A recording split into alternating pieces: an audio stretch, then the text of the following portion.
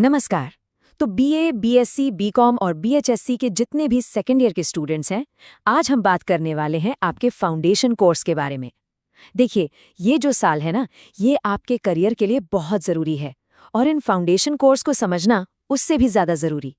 तो चलिए, एक-एक करके इन विषयों को अच्छे से समझते हैं, ताकि एग्जाम में कोई दिक्कत ना हो। तो सबसे पहले बात करते हैं पहले सब्जेक्ट की। यह आपका पहला कंपल्सरी फाउंडेशन कोर्स है, उद्यमिता विकास या कहें तो एंटरप्रेन्योरशिप डेवलपमेंट। और मैं बता दूं, ये कोई रटने वाला सब्जेक्ट बिल्कुल नहीं है। ये आपको वो प्रैक्टिकल स्किल्स सिखाएगा जो आज की दुनिया में आगे बढ़ने के लिए बहुत काम आने वाली है। और हाँ, जो भी जानकारी हम यहाँ डिस्कस कर रहे हैं वो सीधे यूनिवर्सिटी के ऑफिशियल सिलेबस से ली गई है। आप देख ही सकते हैं, हिंदी और इंग्लिश दोनों वर्जन यहाँ है।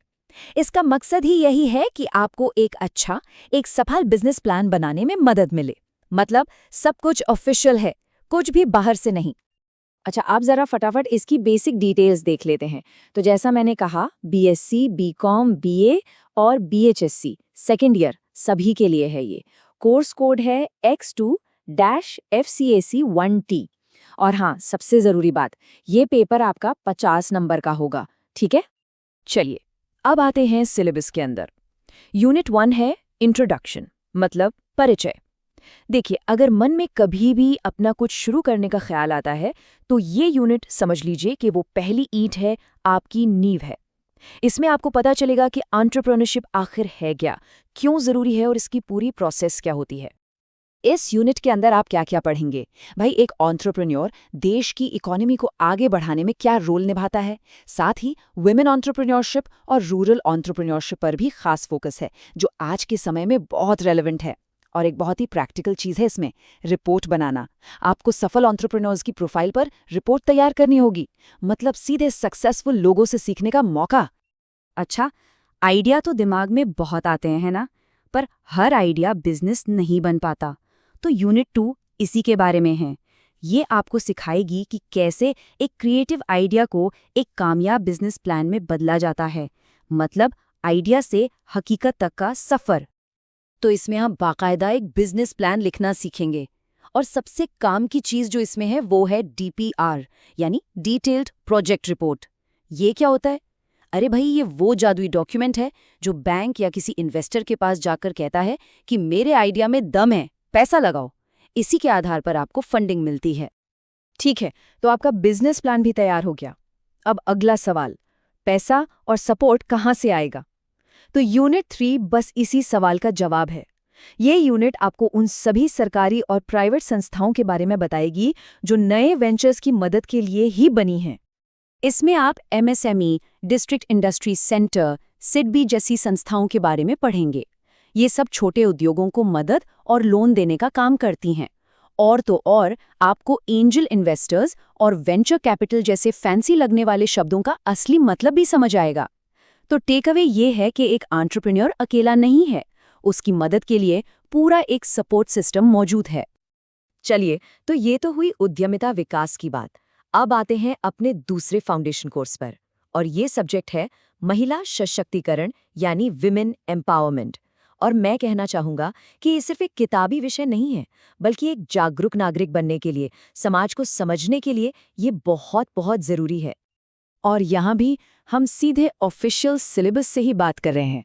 आप देख सकते हैं, इसका एक मेन ऑब्जेक्टिव ये है कि आपको उन सभी संवैधानिक प्रावधानों की जानकारी हो जो महिलाओं को उनके अधिकार देते हैं।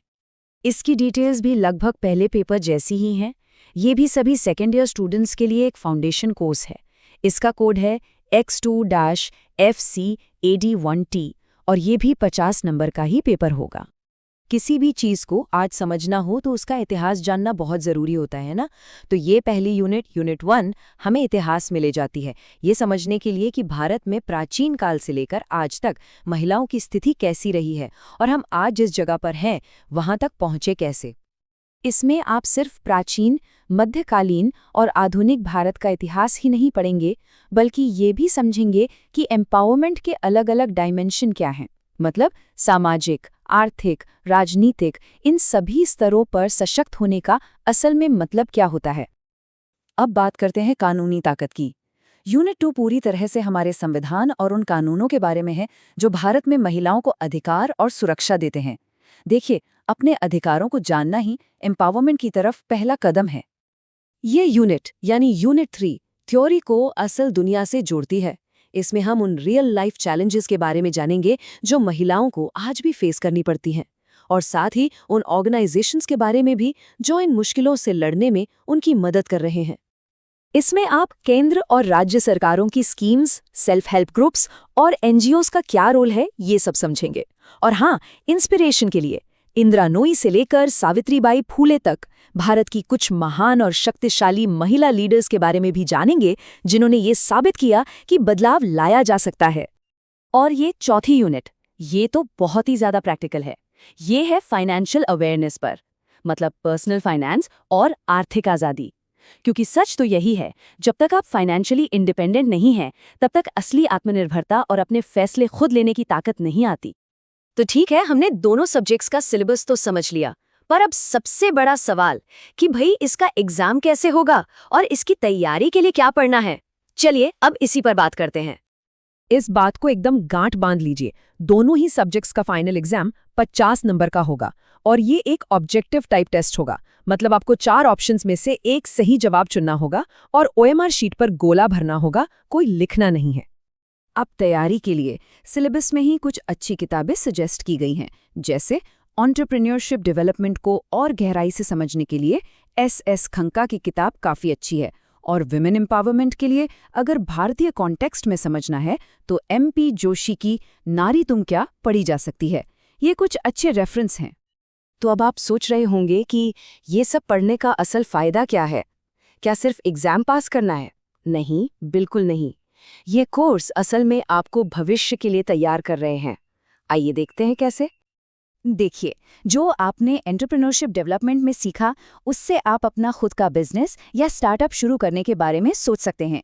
और विमेन एम्पावरमेंट से जो ज्ञान मिलेगा वो आपको समाज में बदलाव लाने के लिए मोटिवेट कर सकता है। हो सकता है आप किसी NGO के साथ काम करें या एक अच्छी कम्युनिटी लीडर बने। तो आखिर में एक सवाल मैं आप सबके लिए छोड़ रहा हूँ। इन कोर्सेज से जो नए आइडियाज़ और जो जानकारी आपको मिलेगी, उसका इस्तेमाल करके आप अपनी जिंदगी में और अपने आसपास के समाज में क्या बदलाव लाना चाहेंगे, इस पर सोचिएगा ज़रूर। आपकी परीक्षाओं के लिए बहुत बहुत शुभकामनाएं।